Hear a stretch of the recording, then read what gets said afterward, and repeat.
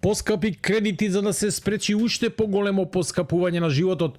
Со ваква порака Народната банка ја зголемува основната каматна стапка од 4 на 4,25%. Потегот доаѓа во време кога инфлацијата и натаму е висока, а Централната банка предупредува дека ризиците од нов раст на цените се уште не се надминати.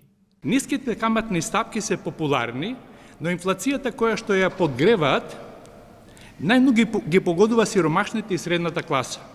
Високите цени предизвикуваат значително поголема штета од повисоките каматни стапки.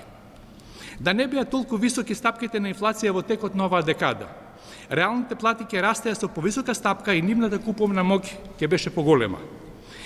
Ниските каматни стапки го поттикнуваат растот на цените на недвижностите и на другите видови имот.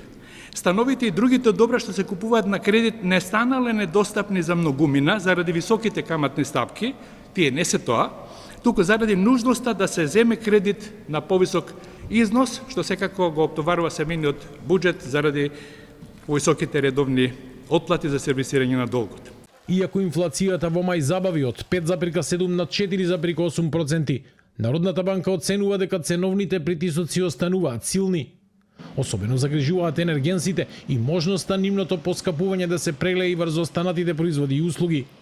Затоа, наместо поевтини пари и полесно задолжување, Централната банка избра дополнително затегнување на монетарната политика. Од почетокот на годината беше забележана поголема побарувачка на девизи од корпоративниот сектор, што услови поголемо присуство на Народната банка на девизниот пазар. Од почетокот на мај оваа година се бележи стабилизација на побарувачката за девизи, а најновите информации носат поголема известност за скоро смирување на конфликтот на Блискиот Исток. Сепак, економските последици од геополитичките случувања се присутни, а неизвестност околу темпото на целосната стабилизација на тековите и понатаму создава ризици. Дали и колку ќе поскапат кредитите, ќе зависи од одлуката на банките.